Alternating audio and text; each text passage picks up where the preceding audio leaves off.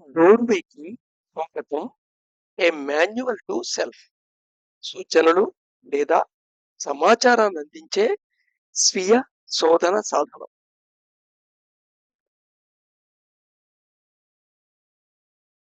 So అందరికీ ఈ ఆధ్యాత్మిక మార్గంలో నేను ఎవరు అని తెలుసుకునే ప్రయాణంలో, సెల్ఫ్ని తెలుసుకునే ప్రయాణంలో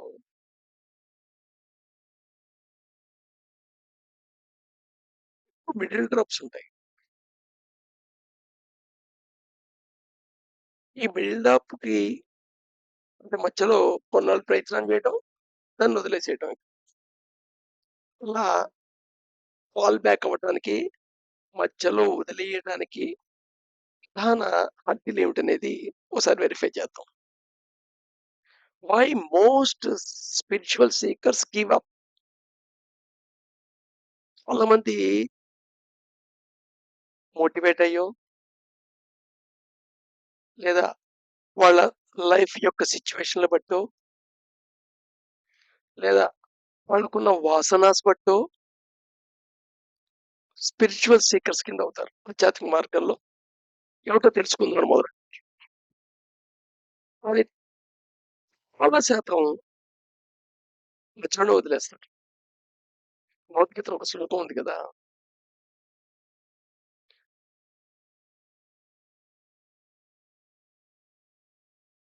1000 మందిలో ఎవడో ఒక్కడే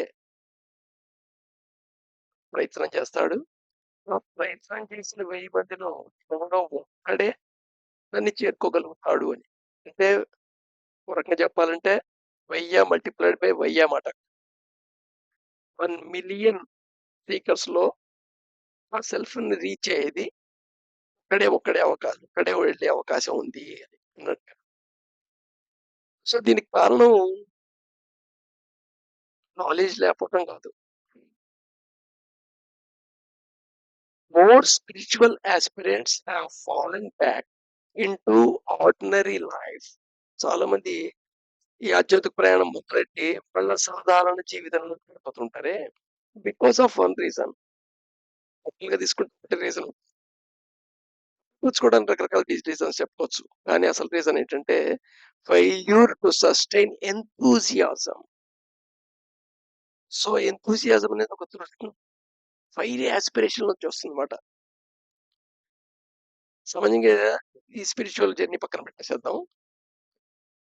ఎంథూసియాజంగా ఫీల్ అవుతావు, మోటివేట్ అవుతావు. అలా నేర్చుకోవాలి, చెస్ నేర్చుకోవాలి అనుకుంటావు. సో చెస్ బోర్డ్ కొనేసుకుంటావు, వెళ్ళి కాయిన్లు తెచ్చేసుకుంటావు. ఒకరోజు గంట ఆడేస్తావు. మొన్నాడు ఎదురుకుండా చెస్ బోర్డ్ కనబడుతుంటుంది, కాయిన్ కనబడుతుంటాయి, కానీ రేపు ఆడదాంలే అనుకుంటావు. కారణం ఏమిటి? సో నీ ఇంట్రెస్ట్ అనేది అది సస్టైన్ అయ్యలేదన్నమాట. ఈ ఇంట్రెస్ట్ సస్టైన్ అయి ఉండటాన్ని ఎంథూసియాజం అంటారు. ఆ ఎంథూసియాజం నిలబెట్టుకోవటం లేకపోతే నాట్ ల్యాక్ ఆఫ్ డిసిప్లిన్. వాళ్ళకి డిసిప్లిన్ లేకపోతే చాలా పనులు వాళ్ళు డిసిప్లిన్ గా చేస్తున్నారు. డిసిప్లిన్ గా విషయాలు ఇంటిగ్రేట్ చేసుకొని ఉంటుంది లైఫ్ లో. మరి నాట్ ల్యాక్ ఆఫ్ నాలెడ్జ్ కూడా కాదు. అంటే దీనికి నాలెడ్జ్ లేకపోతే అనేది కూడా కారణం కాదు. నాలెడ్జ్ ఆటోమేటిక్ ఎక్వైర్ అయిపోతుంది. ఎప్పుడైతే నువ్వు కొంచెం ఇంట్రెస్ట్ చూపించావో నాలెడ్జ్ కూడా పెరుగుతూనే ఉంటుంది. ఎంతూజియాజం పోయిందనుకో ఆటోమేటిక్ అన్ని ల్యాక్ ఆఫ్ జెన్యూన్ ఎంతూజియాజం. చాలా జెన్యూన్ ఎంతూజియాజం, చాలా నమ్మదగిన విశ్వసనీయమైన ఎంతూసియాజం లేకపోవడం. హియర్ వాట్ యాక్చువల్లీ హ్యాపెన్స్ చూద్దాం. అసలు ఏమవుతుంటుంది లైఫ్ లో అనేది. ఒక గమ్మత్తు సైకిల్. ఈ సైకిల్లోనే నీకు 24 అవర్స్ వస్తుంటాయి. చిన్న చిన్న వేరియేషన్స్ బట్టి, నీ లివింగ్ కండిషన్స్ బట్టి, నీ ఫ్యామిలీ ఎన్విరాన్మెంట్ బట్టి, బట్ ఓవరాల్ ఇదే సైకిల్ ఉంటుంది. నీ యొక్క లైఫ్ సైకిల్ ఆఫ్ అహోరాత్రం, అంటే డే ప్లస్ నైట్ మాట. అహోరాత్రం అది వేకితో స్టార్ట్ చేస్తావు, లేస్తావు, బ్రష్ టీత్ బ్రష్ చేసుకుంటూ ఉంటాం, క్లీనింగ్ చేసుకోవడం, సాధారణంగా గడుపుకోవడం అనేది ఒక సాధారణది. స్నానం చేయటం, హ్మ్. కాబట్టి ఏదైనా హాబిట్ కింద ఉన్నట్టయితే ఎక్సర్‌సైజ్ చేయటం, లేకపోతే కొన్ని రోజులు చేసి మానేసుకోవడం మానేయటం. లైక్ బ్రేక్‌ఫాస్ట్ తినడం. ఒకవేళ పిల్లలు స్కూల్‌కెళ్ళే వెళ్ళినప్పుడైతే వాళ్ళకి దిగబెడతాను. అలాగే తర్వాత నీ యొక్క డైలీ రొటీన్ వర్క్ ఏదుందో నీ జాబ్‌లోకెళ్ళిపోతావు. Job environment almost all day అంతా అక్కడే గడిచిపోతుంది. ఇంటికి ఎగ్జాస్ట్ అయ్యి వచ్చేస్తాం. ఎగ్జాస్ట్ అయ్యి వచ్చేస్తామంటే జస్ట్ మైండ్ రిలాక్స్ అనే పేరుతో కాసేపేదో టీవీ చూస్తాం. తర్వాత కేబుల్ టీవీ చూసాం. ఇప్పుడు ప్రస్తుతం సెల్ చూసుకుంటున్నాం రీల్స్. సో, ఇలాగ కొంత టైమ్ పాస్ చేస్తాం. అలసిపోతాం. పడుకుంటాం. అన్నం తిని పడుకుంటాం. మళ్ళీ పొద్దున్న లేస్తాం. ఇదే సైకిల్ జరుగుతుంటుంది. ఇది ఎవరైనా కామనే. ఒకటి అరా డ్రాప్ అయ్యుండొచ్చు. నువ్వు బాగా ధనవంతుడై ఉంటే, వేరే నౌకర్లుంటే, నౌకర్లు నీ పిల్లల్ని స్కూల్ దిగబట్టడానికి వెళ్ళుండొచ్చు.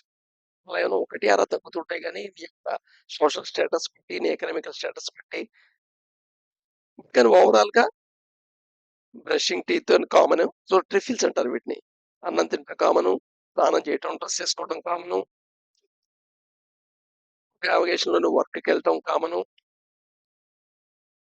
రిటైర్ అయిపోయినా సరే ఏదో సంథింగ్ ప్యాటర్న్ ఆఫ్ వర్క్ పెట్టుకొని ప్యాటర్న్ ఆఫ్ వర్క్ చేస్తుంటావు. ఇంటికి మటుకు ఎగ్జాస్ట్ అయ్యి వచ్చేస్తావు. వాళ్ళ రొటీన్‌లో. సో, మిగతా టైమ్ అంతా టీవీతోనో, సెల్‌తోనో, రీల్స్‌తోనో గడిపేస్తుంటాం. ఇవి చాలా ముండేన్ సాధారణమైన లైఫ్. ఈ సాధారణమైన లైఫే నేను డ్రైన్ చేసేస్తుంటుంది. నిన్ను మొత్తం ఎగ్జాస్ట్ చేసేస్తుంటది నీ ఎనర్జీనంతా. అందుకని నాకసలు తీరిక లేదండి. అందుకోసమని ఏం చేయలేకపోతున్నాను. తెలుసండి ఇవి మంచివని. ఎక్సర్‌సైజ్ చేయాలని తెలుసండి. యోగా చేసుకోవాలని తెలుసండి. ధ్యానం చేసుకోవాలని తెలుసండి. అసలు ట్రూత్ ఏంటో తెలుసుకోవాలని కోరికుందండి. కానీ నాకు టైం సరిపోదండి. కారణం ఏంటంటే నీ ఎనర్జీ డ్రై అప్ అయిపోతుంది. There is no energy left for meditation. అందుకని మెడిటేషన్ ధ్యానం చేయడానికి నీకు ఎనర్జీ లెఫ్ట్ అయ్యలేదు. అలాగే లోపల ఫైర్ లేదు. ఏదో ప్రాక్టీస్ చేద్దాం అనుకుంటే. అది ఎంత ఇంపార్టెంట్ అని నీకు తెలిసినా సరే. ఎంతూసియాజం లేదు. ఏదైనా తెలుసుకోవాలి, క్వెస్ట్ చేయాలి. ఏమిటి తెలుసుకోవాలి అనే దాని గురించి కూడా ఎంతూసియాజం లేదు. రిఫిల్సే అవుతాయన్నమాట. So, the cycle that kills spirituality. ఈ సైకిలే స్పిరిచువాలిటీని కిల్ చేస్తుంటుంది. చాలా మంది అందుకనే ఈ సంసార జీవితం వద్దు అని చెప్పి అడవులకు పోవటం, సన్యాసం తీసుకోవటం ఇలాగా ఒక షార్ట్ కట్ మెథడ్ కోసం అసెటిక్ లైఫ్‌కి షిఫ్ట్ అయితే ఏదో ఉద్ధరించేస్తాం అనుకోని అలా షిఫ్ట్ అయిన వాళ్ళు కూడా ఉన్నారు. Not in dramatic. యాక్చువల్‌గా ఈ స్పిరిచువాలిటీని కిల్ చేయటం డ్రామాటిక్ వేలో ఏమి ఒక నాటకీయంగా ఏమి కిల్ చేయదు. చాలా స్లోగా మొండేన్‌గా సాధారణంగా అలా, అలా, అలా, అలా, అలా బయటికెళ్ళిపోతుంటుంది. ఈ స్పిరిచువాలిటీ ఇంట్రెస్ట్ అనేది.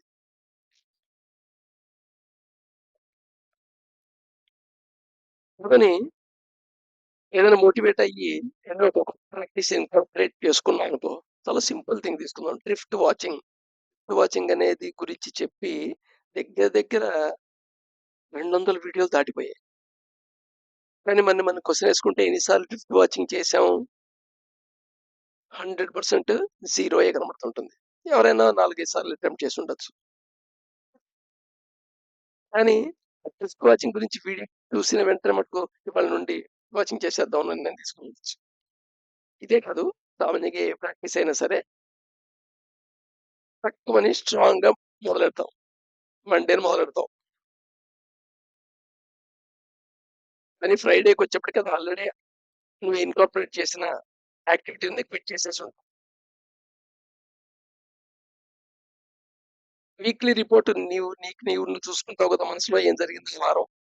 వెంటనే నీకు గిల్టీ అనేది వస్తుంది అంతే. ఫీల్ గిల్టీ అవుతావు. నా వల్ల కాదులే అని. సో, ఈ ప్రాసెస్‌లో మళ్ళీ ట్రై చేస్తావు.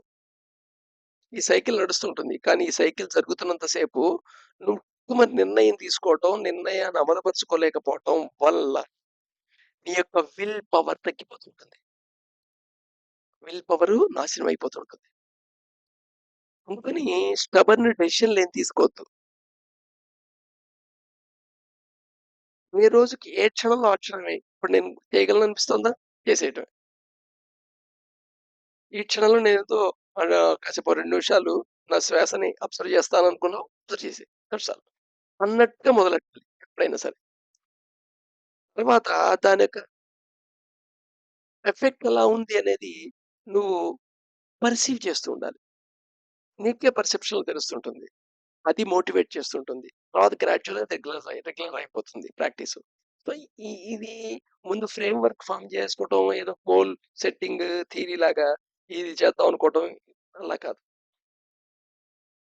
ఈ మేనేజ్‌మెంట్‌లో చెప్తుంటారు. అలా చేసేస్తే సక్సెస్ అవుతామని.